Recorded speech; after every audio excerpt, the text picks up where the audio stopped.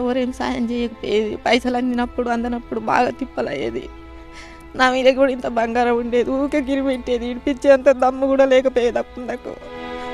చాలా కష్టపడ్డాం మేము. ఇలా జాబులు వచ్చిన ఆనందం అనేది కాదు.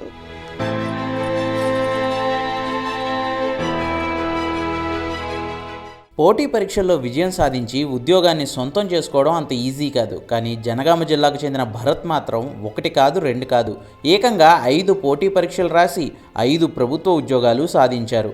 ఎలాగైనా ప్రభుత్వ ఉద్యోగంలో చేరి తన తల్లిదండ్రులను సుఖపెట్టాలనే తన కలను సాకారం చేసుకున్నారు. కృషి పట్టుదల ఉంటే లక్ష్య సాధనకు పేదరికం అడ్డు కాదని నిరూపించారు భరత్.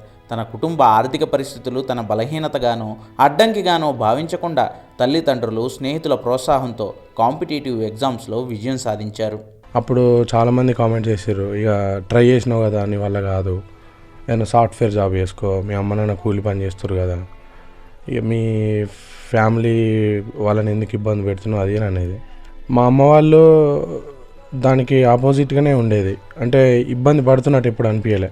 నేను చూసేది కష్టపడుతున్నాను, కాకపోతే మా ఇంట్లో అందరు కూడా ఒక పాజిటివ్ యాటిట్యూడ్తోనే ఉంటారు, ఒక హోప్తోని. సో ఓవరాల్గా మా నాన్న నా ఇంటెలిజెన్స్ కోషెంట్ ఇంప్రూవ్ అవ్వడానికి కొంచెం అర్థమెటిక్ అవి బాగా ఇంప్రూవ్ చేయడానికి ట్రై చేస్తుండే.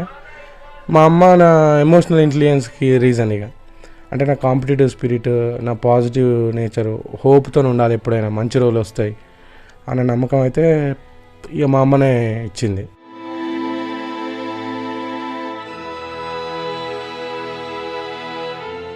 జనగామ జిల్లా దేవరుప్పుల మండలం కడవెండి గ్రామానికి చెందిన దినసరి కూలీలు సుజాత రవి దంపతుల కుమారుడు భరత్.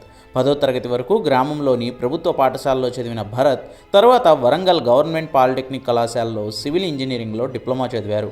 వెంటనే ప్రభుత్వ ఉద్యోగం కోసం ప్రిపరేషన్స్ మొదలుపెట్టారు. రకరకాల పోటీ పరీక్షలకు ప్రిపేర్ అవుతూనే ఉస్మానియా యూనివర్సిటీ నుంచి BE, కాకతీయ యూనివర్సిటీ నుంచి MTechను పూర్తి చేశారు. కొన్ని పోటీ పరీక్షల్లో 1-2 మార్కుల తేడాతో ఉద్యోగాలు భరత్ చేజారాయి. అయినా భరత్ నిరాశ చెందలేదు. ప్రణాళికాబద్ధంగా తన ప్రిపరేషన్ను కొనసాగించి 5 ప్రభుత్వ ఉద్యోగాలు సాధించారు. తమ కుమారుడు సాధించిన ఈ విజయాన్ని చూసి ఆ పేద తల్లిదండ్రులకు ఆనందంతో కన్నీళ్లు ఆగడం లేదు. మా కొడుకు చిన్నప్పటి నుంచి మంచిగా బడికి వేశారు, మంచిగా చదువుకునేది. దండగల సొపతి పోయినా ఎక్కడ దంట అక్కడనే వదిలిపెట్టేది. ఆయన చదివిందో ఆయన చూసుకునేది. ఈ రూపాయి ఉన్నది బిడ్డ అంటే ఆ రూపాయలనే మెదులుకునేది. 10 వరకు అట్నే అందరికంటే పోటీ పడి చదివినట్టు చదివేది. మేమేమీ ఏడిచేది అన్నట్టు. మేము ఇంత కష్టపడ్డాం. నా కొడుకు 5-6 ఏళ్ళు ఖాళీగా ఉండే వరకు చాలా బాధ అనిపించేది. తెలంగాణ నిద్రపోకపోయేది. నేను ఊరికి నీ టైం లేచి కూర్చునేది. అంత బాధలు ఉండేది. ఎవరు చుట్టాలున్నా ఎవరేం సాయం చేయకపోయేది. పైసలు అందనప్పుడు బాగా తిప్పలయ్యేది. నా మీద కూడా ఇంత బంగారం ఉండేది. ఊరికే గిరి పెట్టేది. ఇడిపించేంత దమ్ము కూడా లేకపోయేది అప్పుడు నాకు. చాలా కష్టపడ్డాం మేము. ఇలా జాబులు వచ్చిన ఆనందం అనేది కాదు.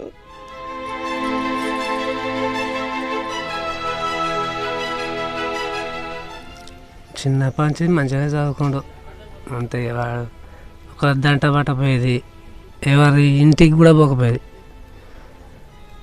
అంతే. మేము కష్టపడి 10 రూపాయలు ఇస్తే ఇచ్చిన 10 రూపాయలతోనే సర్దుకొని చదువుకునేది తప్ప మళ్ళీ అది కావాలి ఇది కావాలని ఎప్పుడు ఏది ఆశించకపోయేది. ఇవాళ మాత్రం అందరూ అంటుంటే సంతోషంగా ఉంది అంతే.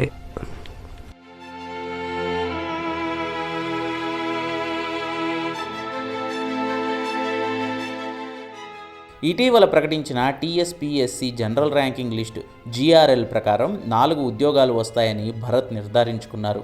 ప్రస్తుతం కేంద్ర హోంమంత్రిత్వ శాఖలో ఆయన జాబ్ చేస్తున్నారు. 8 ఏళ్ల తన ప్రిపరేషన్లో ఎలాంటి కోచింగ్ లేకుండానే దాదాపు 150 కాంపిటేటివ్ ఎగ్జామ్స్ రాశానని భరత్ తెలిపారు. నేను కోచింగ్